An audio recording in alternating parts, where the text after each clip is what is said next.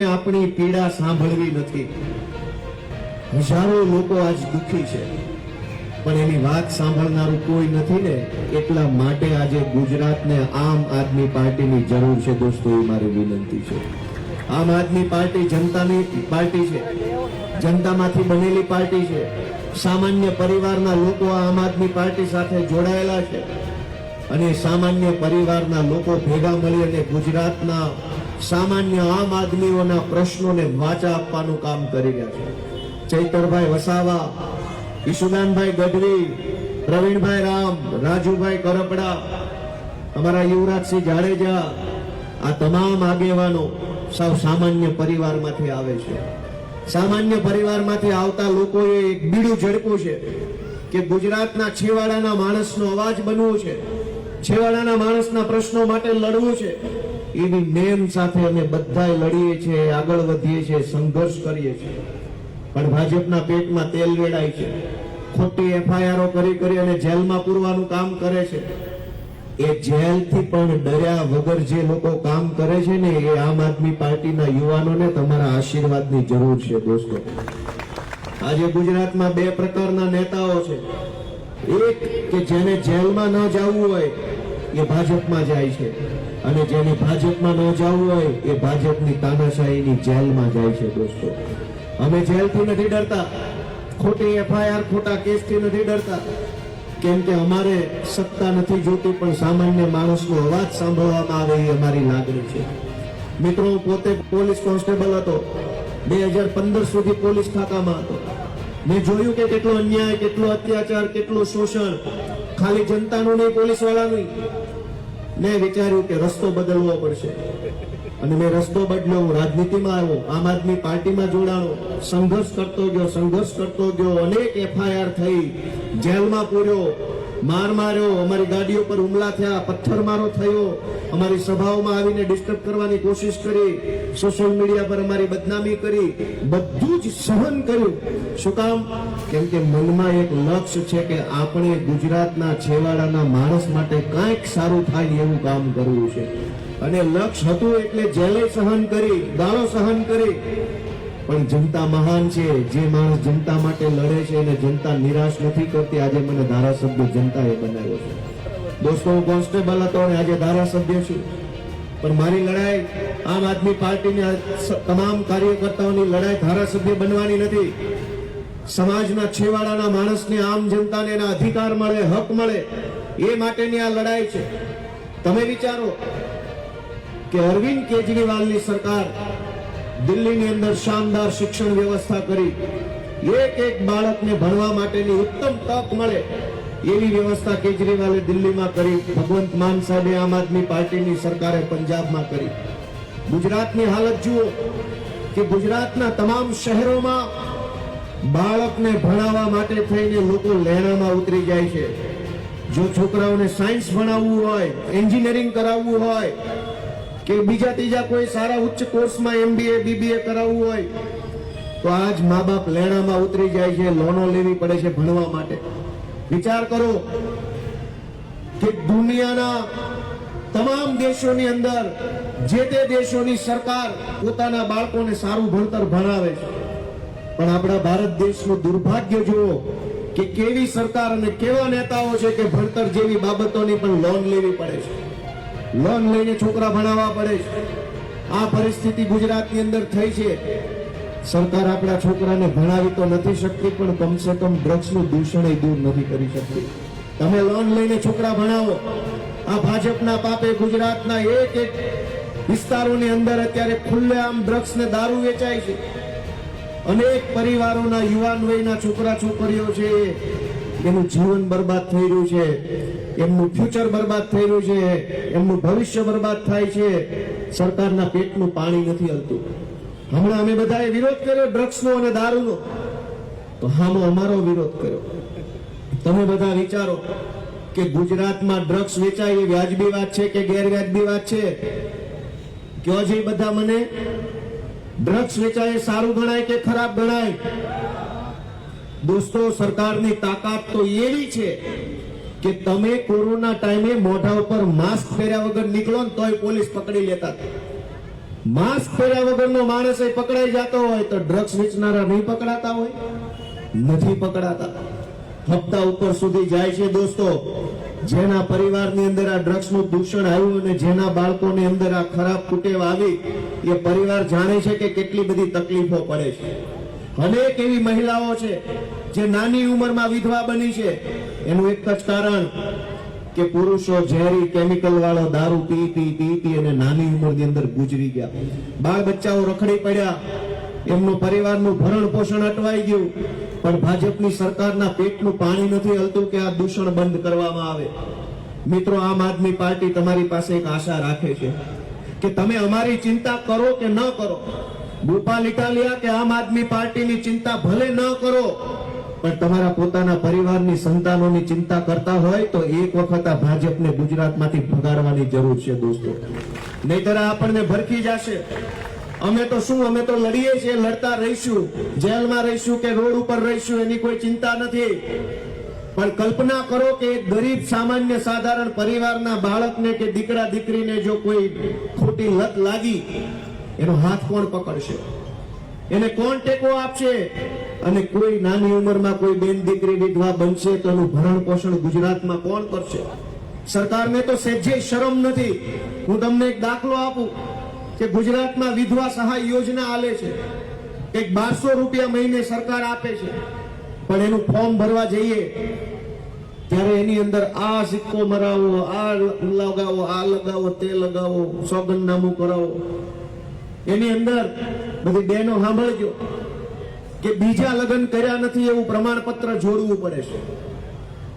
કોઈ વિધવા સહાયનું ફોર્મ ભરે અને એને ઉંમરના કોલમમાં ઉંમર 23 લખી હોય, 24 લખી હોય કે 28 લખી હોય તો એમ સમજી શકાય કે બીજા લગ્ન નથી કર્યા એવું પ્રમાણપત્ર માંગો. પણ ઉંમરના કોલમમાં 55 વર્ષ લખ્યા હોય તો, 60 લખ્યા હોય તો ગુજરાતની ભાજપની સરકારને શરમ નથી કે 60 વર્ષની કોઈ મહિલા જો 1200 રૂપિયા માટે હાથ લાંબો કરે તો એને એવા પ્રમાણપત્રો ન માંગવાના હોય? બીજા નથી કર્યા, ન કર્યા હોય તો જ માંગતા હોય, ને કર્યા હોય તો આદમી પાસે ન માંગે. પણ સરકારને એટલી શરમ નથી કે મહિલાઓને અપમાનિત ન કરીએ. જાતિ જિંદગી એ લાચારી વચ્ચે સરકારની મદદની જરૂર પડી હોય તો મદદ કરી દઈએ. ચૂંટણી ટાણે તો કરોડો રૂપિયા આપી દે છે એમનામ. કોઈ ફોર્મ નથી ભરવું પડતું, કોઈ સોગંદનામું નહીં, કોઈ અંગૂઠો નહીં, આધાર કાર્ડની જરૂર નહીં, અંધારામાં આવીને આપી જાય પૈસા. પણ ચૂંટણી પૂરી અને પછી કોઈને ફી ભરવાના પૈસાની જરૂર હોય, કોઈને દવાખાનાના પૈસાની જરૂર હોય, કોઈને કંઈક બીજી જરૂર હોય, કોઈ હાથ પકડતું નથી. સરકારી કચેરીઓએ આંખ અને કાન બંને બંધ કરી લીધું છે. ગુજરાતની તમામ સરકારી કચેરીના મોટા મોટા સાહેબોનું મોઢું ખુલ્લું છે, આંખ કાન બંધ છે. ભાજપના નેતાઓના આંખ અને કાન બંધ છે. એને પીડા દેખાતી નથી, પીડા સંભળાતી નથી. અને એટલે હું ગુજરાતભરની જનતાને એક વિનંતી કરવા આવ્યો છું કે તમારો આત્મા જગાડો. ગુજરાતને હજુ આપણે ઘણી સારી રીતે આગળ લઈ જઈ શકીએ એમ છીએ. આ ભાજપના નેતાઓથી બચાવો. મિત્રો, કરોડો રૂપિયાનો ભ્રષ્ટાચાર અને એક બાજુ આપણા વેપારીઓ, આપણા દુકાનદારો પાય ભેગી કરે છે. ટેક્સના નામે એટલો બધો ત્રાસ વર્તાયો છે કે સામાન્ય માણસને એમ થાય ધંધો કરવો નથી. હું અનેક વેપારી મિત્રોને મળ્યો, સતત મળતો હોઉં છું ગુજરાતભરના તમામ શહેરોમાં, ગામડાઓમાં, બધે જીએસટીના નામે, કોર્પોરેશનના વેરાના નામે, ફલાણા લાયસન્સના નામે, ઓલા લાયસન્સના નામે, દિવાળી બોનસના નામે વેપારીઓને તો જાણે લૂંટી લેવા માટે જ વેપાર કરતા હોય એવી રીતનો માહોલ છે. બધા જ લૂંટે છે અને સરકારી તંત્ર ઉપર કોઈ નિયંત્રણ ભાજપના નેતાઓનું નથી. અને એટલે હું વિનંતી કરું છું મિત્રો કે એક વખત તમારો આત્મા જગાડો, મનને પૂછો કે આ પરિસ્થિતિ વ્યાજબી છે કે ગેરવ્યાજબી. દોસ્તો, આમ આદમી પાર્ટી ગુજરાતની અંદર લાંબા સમયથી સંઘર્ષ કરી રહી છે.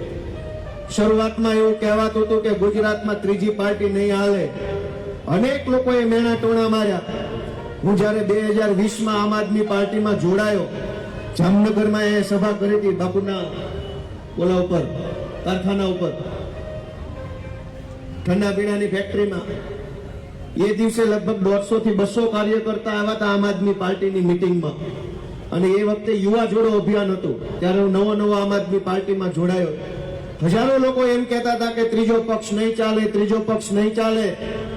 દોસ્તો, આજે મને કહેતા ગર્વ થાય છે કે ત્રીજો પક્ષ નહીં ચાલે એવું કહેનારા લોકો હવે ગુજરાતમાં કોઈ વધ્યા નથી. એટલી મોટી મહેનત આમ આદમી પાર્ટીના એક એક કાર્યકર્તાએ કરી છે. આજ ગુજરાતના લોકોની આશાનું કિરણ આમ આદમી પાર્ટી બની છે. ગુજરાતના અનેક લોકોને હિંમત આપવાનું કામ આમ આદમી પાર્ટીએ કર્યું છે. ગુજરાતના લોકોની અંદર આત્મવિશ્વાસ ભરવાનું કામ આમ આદમી પાર્ટીએ કર્યું છે. મિત્રો, એ વાતનો મને ગર્વ છે કે ક્યાં એવું કહેવાતું હતું કે નહીં હાલે અને ક્યાં એવી વાત થઈ કે હવે તો આમ આદમી પાર્ટી જ ચાલશે. દોસ્તો, આવો આજ આવો બાપુ આવો. મિત્રો, મારે બે ત્રણ વાત એક એવી છે કે આપણે બધાએ ખૂબ સજાગ થઈ અને આગળ વધવાની જરૂર છે. સરકાર પાસે આપણી અપેક્ષા શું હોય? સરકાર શું કામ બનાવી છે? ધ્યાનથી સાંભળજો મારી વાત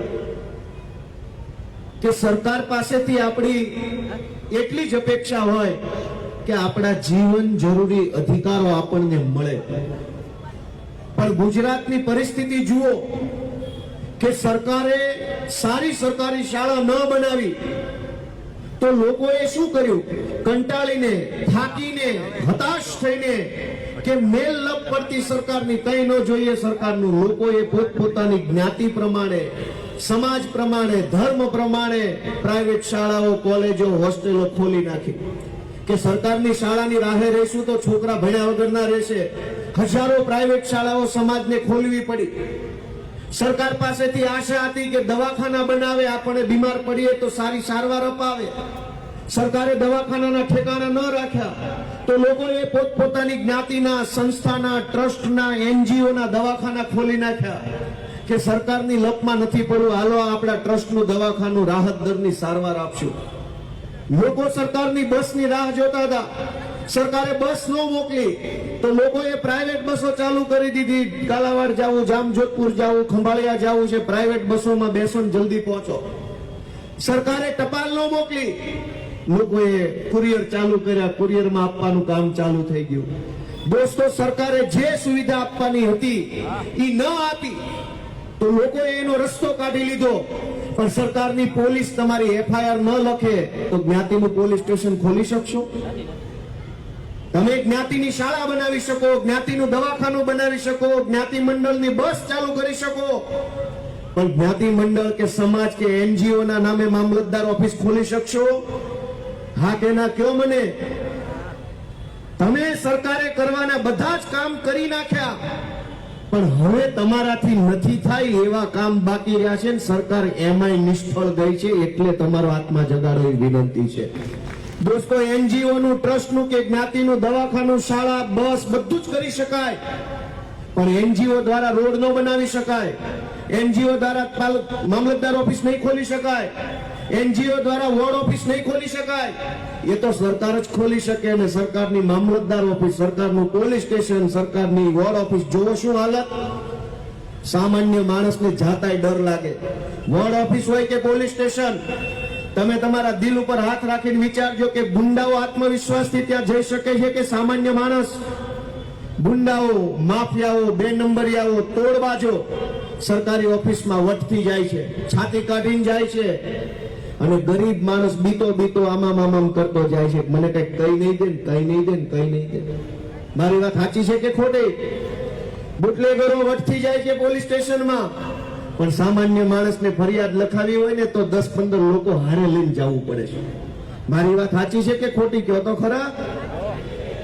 7-8 જણાએ સાચી કીધું, એનો ખૂબ ખૂબ આભાર.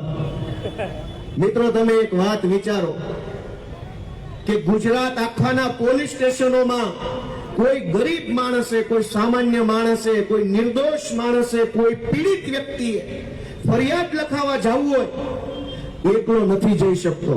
10-15 લોકો કે પોતાની જ્ઞાતિ, સમાજને 5-25 જણા લઈને જવું પડે છે. આ વાત સાચી છે કે ખોટી?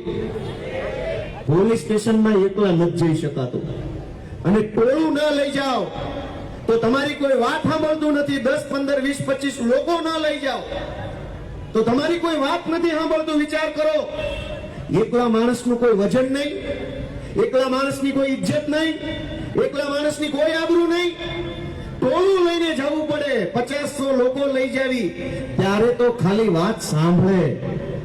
હજુ એફઆઈઆર લખવાની કે મામલતદાર ઓફિસના કામની તો વાત જ નથી. તમે વિચાર કરો કે આ કઈ પરિસ્થિતિ છે જ્યાં એકલો માણસ સરકારી ઓફિસમાં ન જઈ શકે. દુનિયાના કયા દેશમાં આવું છે? આપણા બધાના સગાઓ, પરિચિતો, મિત્રો બધા વિદેશોમાં, કોઈ અમેરિકામાં, કોઈ કેનેડામાં, કોઈ ઓસ્ટ્રેલિયામાં રહે છે. એને પૂછો કે અમેરિકામાં ટોળું લઈને જવું પડે છે પોલીસ સ્ટેશને, કેનેડામાં ટોળું લઈને જવું પડે છે, મામલતદાર ઓફિસે કોઈને હારે લઈ જવું પડે છે. દુનિયાના એકેય દેશમાં ટોળું લઈને નથી જવું પડતું. આપણે બધા ભાગ્યશાળી છીએ કે 50 જણા લઈને જવું પડે છે. આપણે બધા ભાગ્યશાળી માણસો છીએ કે સરકારી ઓફિસમાં ખાલી આપણી વાત સંભળાવવી હોય, ખાલી સાહેબ આપણું સાંભળે, કામ તો ન કરે, સાંભળવા હાટું થઈને ટોળું લઈ જવું પડે. પછી સાંભળે એટલે આપણને એવું કે ભાઈ તમારી વાત સાંભળી લીધી છે, કાઉન્સમાં બહુ મોટો ઉપકાર કર્યો. મિત્રો, કઈ પરિસ્થિતિ છે? હું તમને વારંવાર વિનંતી કરું છું કે અમારી ચિંતા ન કરો.